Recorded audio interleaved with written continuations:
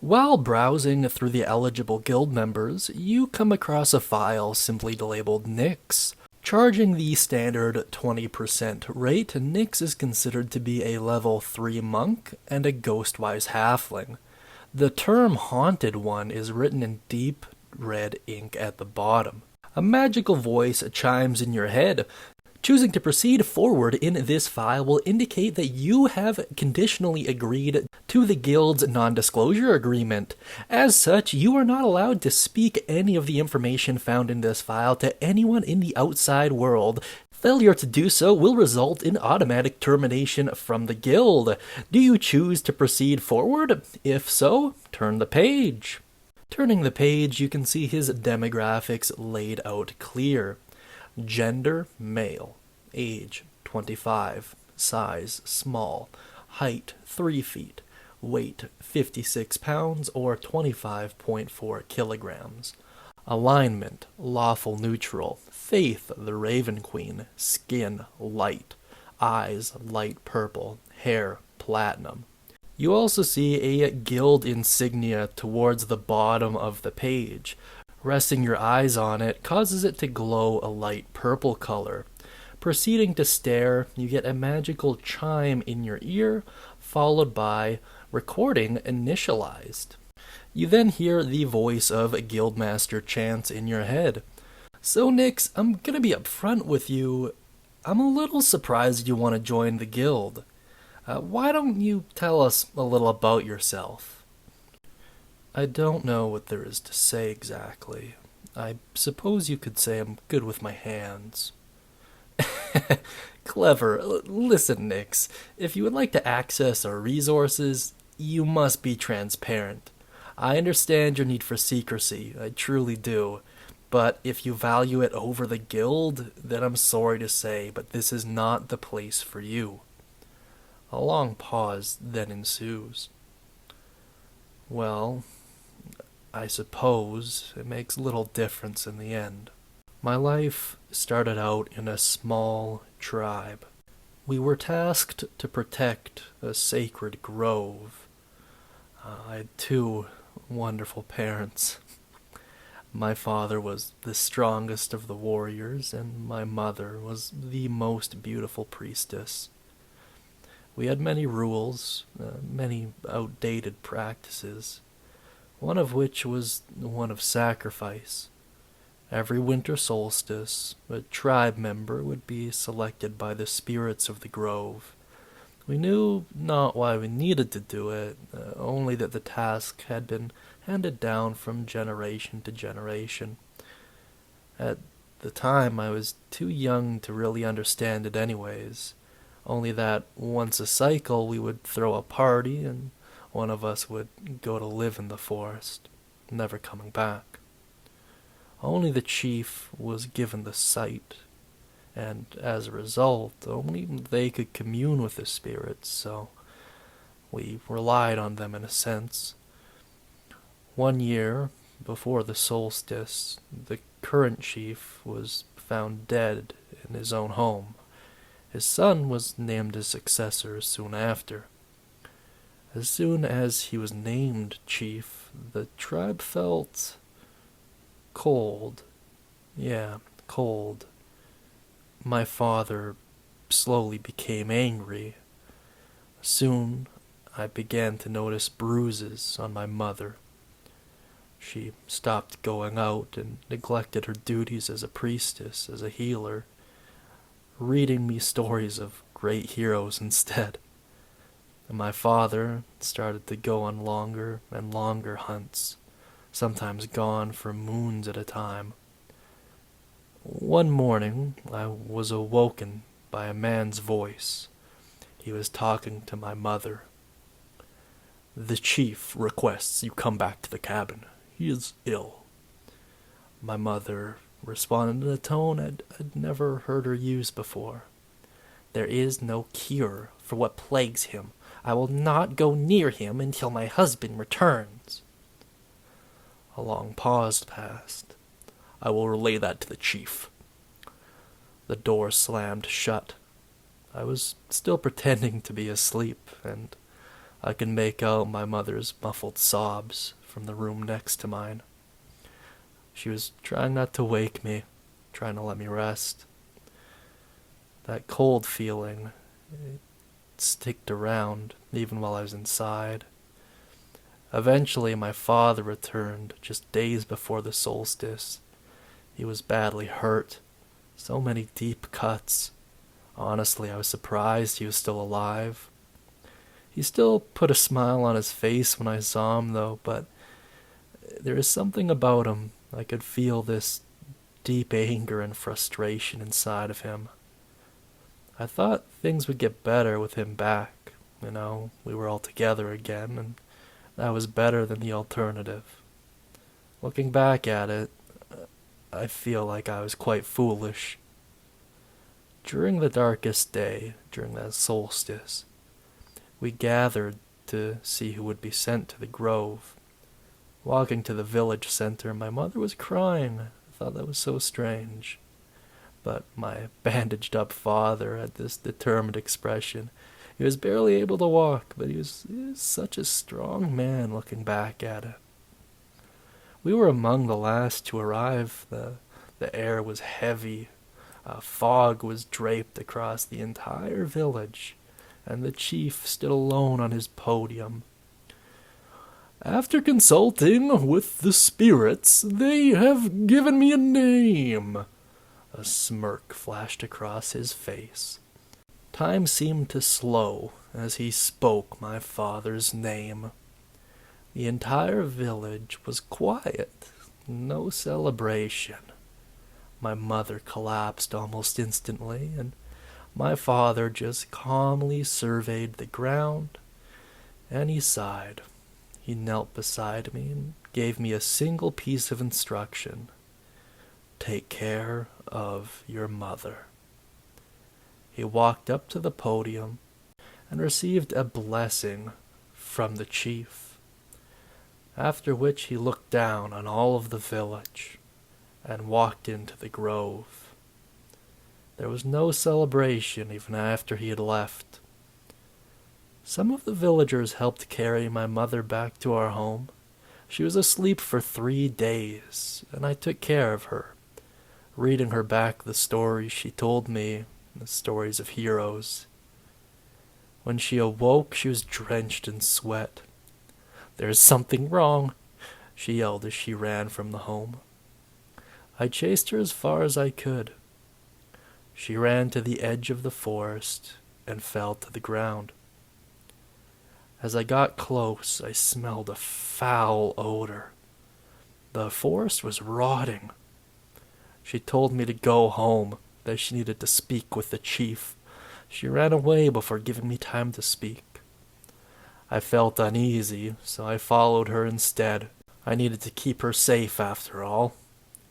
I ran to the chief's cabin, and noticing the lights were on, I pressed my ear against the door, careful not to let my mother know I was there.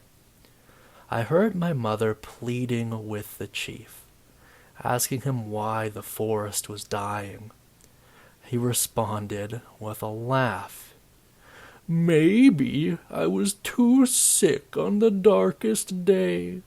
Maybe I made a mistake. If only you had taken care of me as I requested." My mother responded in that strange voice. "You are not sick. You are a monster, and I will never aid you." A long pause happened. "It's a shame. I had hoped losing your husband would have been enough to break that will of yours. Looks like you haven't lost enough yet." I could feel my mother's panic from the other side of the door. And I felt something else, too. A hand around the back of my neck. The door flew open, and I was pushed inside. "Look what I found, boss. A little rat." My mother fell to her knees and bowed to the chief. The chief laughed again. "Well, well, well. It would seem as though fate aids me." My mother cried out for mercy. "Please don't hurt him." "You had your chance to submit. Now let me show you the consequences for denying me." He pulled out a dagger and walked towards me. I went to lunge at him, but was held back by the guard. I was too weak. My mother stood and pressed her palms together. "You will not hurt my child." Bright light consumed the room, and I heard my mother's voice inside of my head. "Run, my child." I responded in my thoughts. "I can't. I need to protect you." Her voice laughed. "Did your father tell you that? What a selfish man, really. It's just like him. It is a parent's job to protect their children, not the other way around. Now run. Survive. I will tell your father you did your best when I see him." I started to cry, and I kicked my heel with all of my might into the guard's foot, and I made him loosen his grip, and I ran. I was still blinded by that light, but I followed the foul stench of the forest. That is the one place no one would follow me, no matter the reason. After what felt like an eternity of running, my sight returned. I was alone in the dark, deep in the decaying forest. After many attempts, I was actually able to light a small fire. I was still cold, but the light would help. Or so I thought. I was awakened by silence. All of the forest sounds suddenly stopped. I felt eyes on me, burning into me. Well, well, well, what do we have here?" A voice in my head asked. I told it that my name was NYX. NYX, eh? That name. Did you lose a parent by chance?" The fear I felt when he said that. I then felt something digging deep into my mind. I didn't even have a chance to answer. "Ah, I see. Looks like we have a lot in common. We have killed each other's family, dear NYX." What are you talking about? I thought. Suddenly images were sent into my mind. Images of my father fighting what could only be described as shadows. I could see his bandages loosened and his wounds reopened. "He would have killed us, you know. It was lucky he was already hurt, or we wouldn't have stood a chance. He did manage to kill my family, however. I was lucky enough to strike a fatal blow." Why did you attack him? "Well, he intruded without permission. He broke the deal between my pack and your tribe." He was chosen, I responded. "No, he was not. We wanted the chief's son." And then I realized what was going on. I realized why I was in this situation, why my father is dead. So what now? Are you going to attack me for intruding? "I'm thinking about that. You see, although I am hurt, I am still far stronger than you. I also get the impression that there's power in your blood, something almost akin to fate. What to do? How about we strike a deal?" I don't trust you. I have nothing. What could you even offer? "Revenge. And the power to protect your loved ones. I'll even respect your mother's wishes and keep you safe. So, What do you say? What are you getting out of this? Well, for one, you will allow me to leave this accursed grove. Also, I'm curious about your path. I would very much like to see where it leads. So, what do you say? I was broken, alone, and cold. What would you have done? I made the mistake of agreeing. I saw large red eyes open in front of me, and a huge dog-like shadow step over the flames. I was paralyzed with fear. "What is your name?" I asked. The creature paused. We don't use names, at least not in a sense you would understand. I suppose if you need to call me something, you can call me Kha'Zix. Now sleep. Darkness consumed me. Kha'Zix took over my body. He tricked me. I was trapped in my own body. To be honest, I didn't really mind. I could still access parts of my senses, although they were very dull. I felt the sensation of running over grass, the warmth of fire, the taste of a warm meal. I could also gain access to Kha'Zix's emotions. He was happy and free. Maybe this wasn't so bad.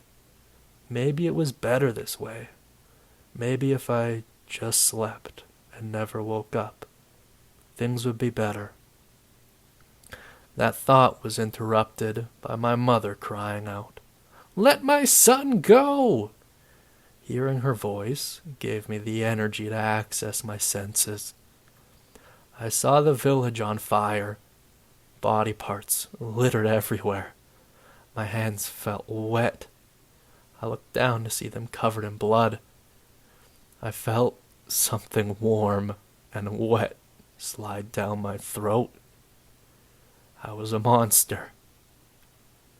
I looked up to see my mother, the chief, hiding behind her with a dagger to her neck. He was terrified. No, not one step closer, or she dies. Kha'Zix laughed. You really are a monster. I'm almost impressed. I still wasn't in control. It's a shame you're destined to die. And that goes for you as well, woman. A real shame. My mother shouted out into a prayer. "Any gods or goddesses listening, please help my child. Please help free him." Even with a blade to her neck, she would rather help me than save her own life. Kha'Zix advanced, causing the chief to plunge his dagger into my mother's neck. I felt a surge of hate, like nothing else I had ever felt before. It mixed with Kha'Zix's bloodlust in a strange way, feeling good. I heard his voice in my head. You're still alive. Impressive. I had thought I had consumed you entirely. No matter, this is amazing. He leapt onto the chief, pinning him to the ground. Kha'Zix then placed my hand on his neck. Let me give you that sweet revenge. He then gave me control of my arm. I understood. I forced all of my rage into my hand and squeezed the chief's neck. The blood in my arm pulsed with power, and I reduced his neck to little more than blood and crushed bone. It felt good. Kha'Zix swept through the entire village, making sure there were no survivors. He was full and happy. Suddenly he stopped, frozen, and took a defensive stance. I could feel what he was feeling. His animal instincts told him to run, but his demonic blood told him to fight. "Who are you?" he snarled. An unkindness of ravens filled the air and gathered on a single point. When the feathers settled, a feminine figure stood before us. I'm surprised. You were able to sense me. Usually I'm quite undetectable. "What can I say? I have a knack for smelling the strands of fate. To be honest, your scent hurts my nose." Child, I understand that you are trapped. You can be set free. As for the beast, I cannot get rid of him entirely, although I can reverse your positions. "What? No, stop!" She flicked her wrist, and Kha'Zix fled from my body into my shadow, his red eyes piercing the lady in black. I could control my body again. What are you?" I asked. Well, that's a complicated question. Many call me the Raven Queen. I am a god who sustains herself off of the power of misery and pain. To you, however, I am your savior. Your mother sacrificed her beautiful memories to me. I must admit, I'm not much of a mother. However, I have been known to make some delectable weapons. As payment to your mother, I will take you under my wings and forge you into the strongest weapon this world has ever seen. Of course, I will help you keep that Shusava at bay. All I ask in return is that you help me collect the memories of those who had avoided my grasp, and should the time arise, I will require your assistance against the forces of Orcus. What say you? Will you serve me, or continue to devour the flesh of your brethren? Needless to say, I accepted her offer. She returned her form to the unkindness, leaving behind a black journal in her place. On its pages were instructions on how to refine my body into one of her instruments. As I completed the instructions, I slowly gained power over Kha'Zix. The last instruction I received was to come here and join your guild. Wow. Thank you for your honesty. If I had the talent for divine magics, I would have offered my help. I don't need help anymore. I will serve my queen until she no longer needs me. You and your guild are just stepping stones to that end. I understand. For what it's worth, there are others at this guild who know the feeling of loss. I hope that, in time, you learn to see us as more than just stepping stones. However, until that day comes, you have the full backing of the guild, and access to all of our resources. To be honest, I expect you to be quite popular here. After all, you have the blood of heroes flowing through you. End of recording.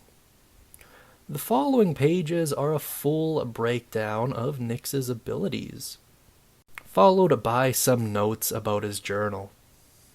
As far as the character sheet is concerned, I tried a bunch of times to put all of the information animated into the video. However, there's just way too much of it, and it didn't ever really look proper. So instead, I'm just going to link a shareable Google Drive link in the description. So just click on that, it'll bring up the full PDF, and feel free to give it a read, of course. And as for the Night Raven's Dream Journal, I'll do the same thing with that. So just check the description and click on the shareable links, and you should be able to pull it up. If you run into any problems with that, let me know, but that's the best way I figured I could have done this. NYX is the first member of the guild to be formally recognized as so far as to say you can now decide to have him join your party. Watch the full guild registry video for all the details about how that works, who's applicable, who isn't, when they are applicable, stuff like that. And the video will be the first in the guild registry playlist, which is available through that little eye icon up above, or by clicking on the relevant end screen. NYX was also created by Tristan, who is one of our hero-blooded patrons over at Patreon. This is one of the perks he gets for opting for that role. It's a pretty sweet deal. He'll also get a side quest dedicated to his character as well, and I've already had a couple good ideas for that. Some of them just need to be put to pen and paper. Some of them I've already built the backgrounds for, so I'm really looking forward to how you'll all receive that. If you would like to talk with Tristan and get to know him and maybe NYX a little bit better, if you want to do a little RP, feel free to do so over in our Discord, link down beneath in the description. And if you would like your own character to be recognized in a similar fashion, please check out our Patreon and figure out exactly how to do that. I did have to make a couple slight tweaks to the original NYX backstory, just to make it flow a little bit better and make the adventuring lifestyle suit him a little bit more. But outside of that, I think I did a pretty good job of, at the very least, adding a little bit more context to his backstory. Tristan, I hope you liked it. If you didn't, let me know and I'll change it, of course, because that would really suck. But let me know what you guys think of NYX down beneath in the comments section. I think it's absolutely amazing. If you want like cool ways to flavor him, you can make it so your character can hear Kha'Zix as well. Kind of like a pseudo-familiar, very similar to Pookie in the main story. If you don't like Pookie, I guess you could technically replace him with Kha'Zix if you want, although it might not make sense for the actual story. But if you're just doing quests and testing out character concepts, that might be a cool way to do it. In addition to that, you can have Kha'Zix be the catalyst for the Haunted One's background feature, which causes nearby individuals to aid you should you need it. You could have it something like Kha'Zix temporarily possesses this person and twists their thoughts so that they think you're a longtime friend, or something like that. I don't know, it's up to you guys. I think there's so much you can do with this character, and I'm looking forward to really expanding them and moving them forward in their own subplot as well. So just stay tuned for that. It'll be in the NYX playlist if you're curious about following it further.